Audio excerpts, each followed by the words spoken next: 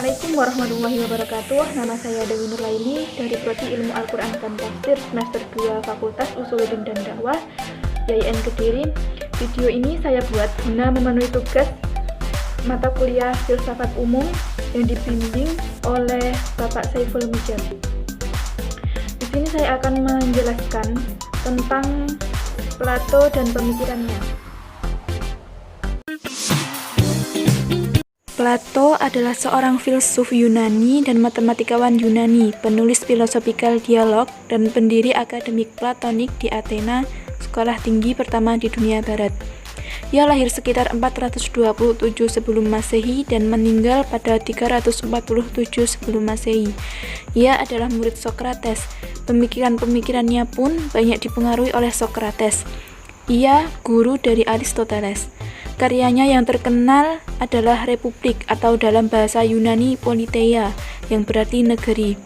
Di dalamnya berisi uraian garis besar pandangannya tentang ideal. Dia juga menulis hukum dan banyak dialog di mana Sokrates adalah peserta utama. Salah satu perumpamaan yang termasyhur adalah perumpamaan seseorang yang ada di gua. Pandangan Plato terhadap ide-ide dipengaruhi oleh Sokrates. Tentang definisi, ide yang dimaksud Plato bukanlah ide yang dimaksud oleh orang-orang modern. Orang-orang modern berpendapat bahwa ide adalah gagasan atau tanggapan yang ada dalam pemikirannya saja. Menurut Plato, ide tidak diciptakan oleh pemikiran manusia. Ide adalah dunia yang melampaui manusia, maka ide tidak tergantung pada manusia, melainkan pikiran manusia yang tergantung pada dunia ide. Ide adalah citra pokok dan perdana dari realitas non-material abadi dan tidak berubah.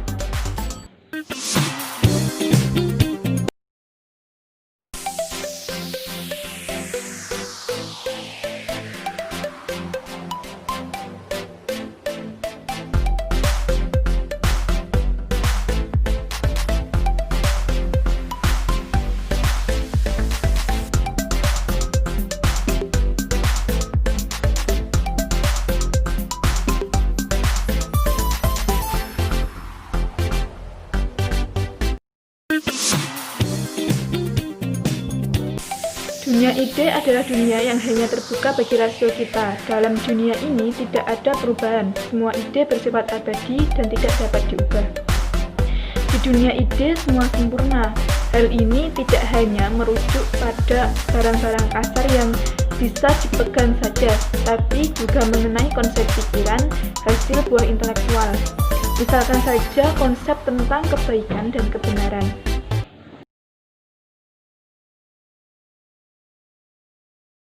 Pandangan Plato tentang karya seni dipengaruhi oleh pandangannya tentang ide.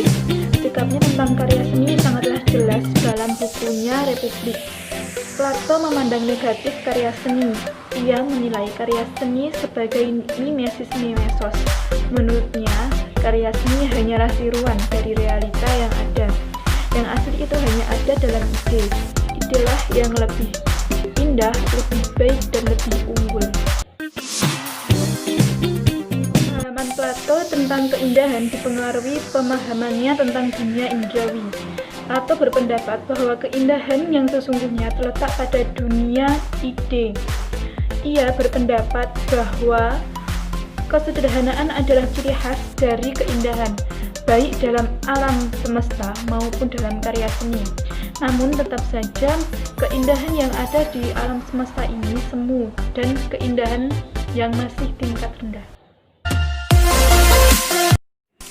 Plato mengarang mitos penunggu gua yang sangat terkenal tersebut yang dimuatnya di dalam dialog Politeia yang dikutipkan berikut ini.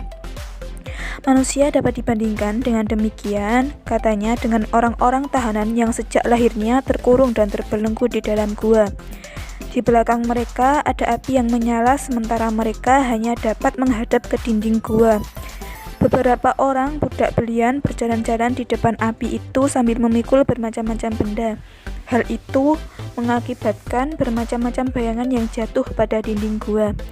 Karena orang-orang tahanan itu tidak dapat melihat ke belakang, mereka hanya menyaksikan bayangan, dan bayangan itu disangka mereka sebagai realitas yang sebenarnya, dan tidak ada lagi realitas yang lain. Namun, setelah beberapa waktu, seorang tahanan dilepaskan.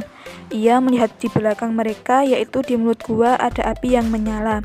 Ia mulai memperkirakan bahwa bayangan-bayangan yang disaksikan mereka tadi bukanlah realitas yang sebenarnya. Lalu ia diantarkan keluar gua dan ia melihat matahari yang menyilaukan matanya. Mula-mula ia berpikir bahwa ia sudah meninggalkan realitas.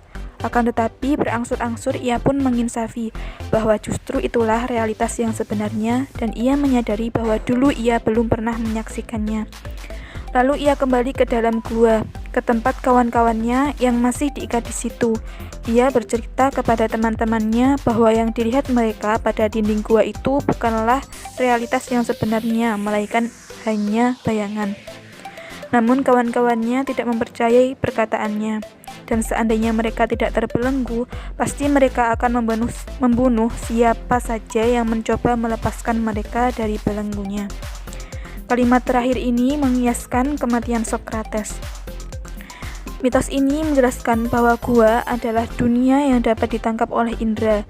Kebanyakan orang dapat diumpamakan orang tahanan yang terbelenggu. Mereka menerima pengalaman spontan begitu saja. Akan tetapi ada beberapa orang yang mulai memperkirakan bahwa realitas indrawi hanyalah bayangan. Mereka adalah filosof. Dengan demikian, jelaslah bahwa kebenaran umum itu memang ada, bukan dibuat, melainkan sudah ada di alam idea.